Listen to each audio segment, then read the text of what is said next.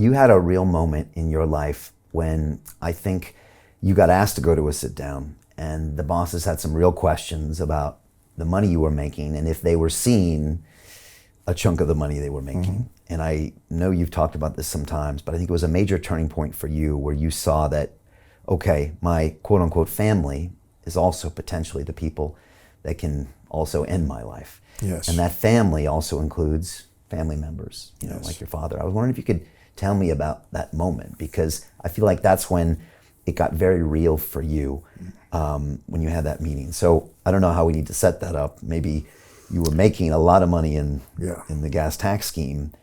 Obviously, the media of you making money was getting back to some of the bosses. What happened was there was an article in one of the publications, I think it was Long Island's Newsday, I don't remember, that said a couple of things. It said I was bringing in $2 billion, which wasn't true. This is in the 80s. It was in the 80s. Before people were even using the word billion. Yes. Right, okay. $2 billion. And they said that I was getting powerful enough to break away from the Colombos and start my own family. It was like a fantasy movie. There's no reality to it whatsoever. Just reporter made it up, right? Who knows who he's talking to on the street. So now it gets into people's heads. I'm telling you, Brian, because you know that life is treacherous. My dad was home on parole, big name. This guy now has got a big crew. He's got the Russians, with him. I had a big crew. They start getting it into their head because anytime there's a problem, families don't go to war with each other. It's always an internal war over power. Who's going to be the boss? Who's taking over the family? So, and we had a lot of those situations in the Colombos. So now they call me in, and I say, one of the horrors of that life, you make a mistake, your best friend walks you into a room, you don't walk out again. And unfortunately, in my 20 years on the street, obviously I've experienced that. So now my dad calls me. If you want me to I'll tell you how it's set up. My dad calls me, he was home, he said, hey, the boss wants to see us. I said, okay, what time you want me to pick you up? Because my dad was on parole. He wasn't allowed to be around anybody but me. I had no record at that time. I'd take him everywhere, right? He said, well, Mike, they want to do this differently. They want me to come in first, they want you to come in second. I said, why? We were both captains at that point. I said, no, Dad, there's talk on the street, and I said, we ain't gonna do that, we're gonna go together. No, we got an order, we gotta obey the order. This is my dad, right? We argued about it. The first time I ever really had an argument with him, right, in the early 80s. Finally, I threw my hands up. We're in the driveway of his house in Long Island. I said, Dad, I've been listening to you all my life. I don't like this, but I'm gonna listen to you again. So he leaves, or I leave rather.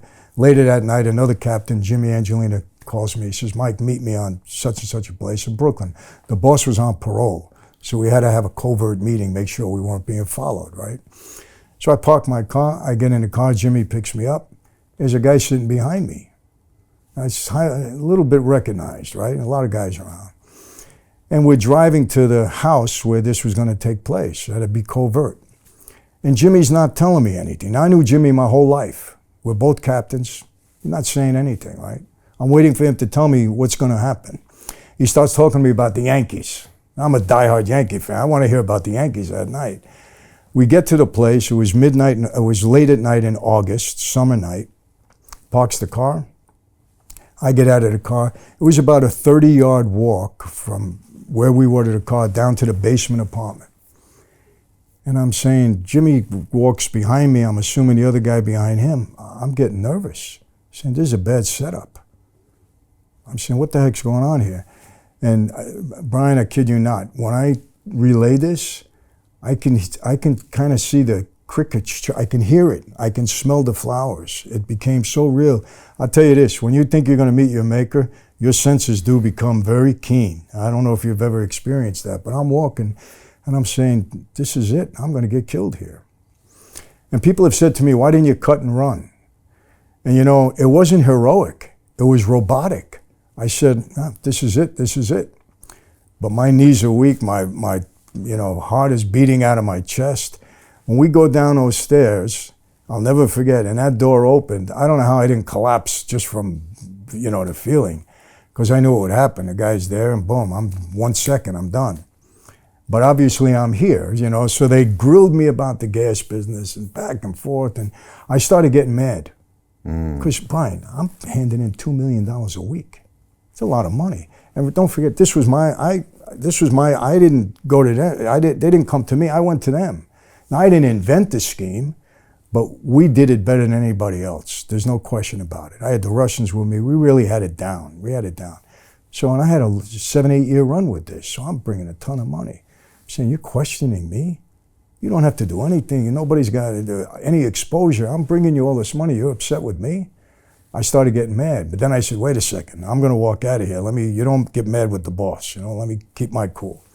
We finish up, they wanna have a glass of wine, everybody's hugging, everything's great. I said, Jimmy, take me to my car. I had a long ride, I go back to Long Island. I just wanted to get out of there. So we get in the car, it's just me and Jimmy now, and I'm ready to turn to him, because he's my friend, and just really give him a piece of my mind. You don't warn me, you don't tell me. So he says, stop, wait, Mike, before you say anything. He says, I got to tell you this. I said, what? He said, you handled yourself very well in there tonight. He said, this was really a problem for you. I got even more mad. I said, you knew that and you don't tell me? You're ready to walk me in a room just like that. Then he was smart. He looked at me and he said, if it was the other way around, would you have told me? He really hit me right. And I said, no. He said, oh, this is the life we lead. He said, you know it better than it. You grew up in it. We're driving we're driving to my car. I go to get out of the car, Brian. He grabs my arm. And he said, I'm going to tell you something. You're not going to want to hear this, but take it to the bank. It's true, Michael. I said, what? He said, your father was in there before you tonight. He didn't help you one bit. He hurt you. Brian, I was devastated. First of all, I couldn't process it right away. My father, him and I were like this.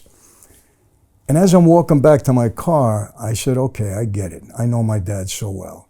He didn't go out of his way to hurt me, but what he said is, hey, I don't do anything. If my son is stealing, he takes care of everything. I don't do anything. He kind of just, instead of saying my son would never do that and just really stand up, because if he got a little angry, he can get away with it. He's my Sonny Franzese. So, but he didn't do that. And he kind of threw me under the bus. And what happened to me after that, I said, man, if this life can separate father and son, what do we really have here? Now, I didn't meet my wife till some time later, but I can tell you this, Brian, as much as I fell in love with her, if this incident didn't happen, I don't know if I would have ever walked away from the life, because I don't know if I could have hurt my father in that regard. Right.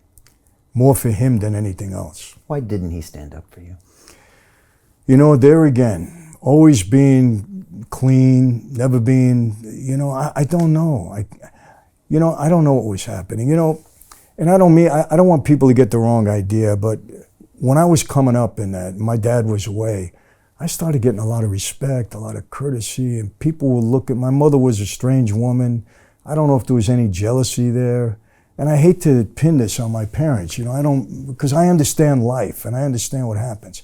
I don't know if my father felt like, maybe there was too much attention on me. I don't know, Brian, and I don't want to stick that on him. I certainly would never want that. Look, my dad and I were equal in rank, but I gave him every courtesy. As far as I was concerned, he was the guy. I would never go against him, never anything. But I don't know, Brian. It bothered me. I never said anything to him. You know how he found out about it? He read it in my book. I was tortured. Should I put this in a book or shouldn't I? But it had such an impact on my life. I said, I have to. He read it. He called me. He said, I got to see you, right? I go see him. I didn't know what it was about. And let me tell you the other part. Jimmy Angelina, a few years later, they walked him into a room. He never walked out, the guy that drove me. Wow.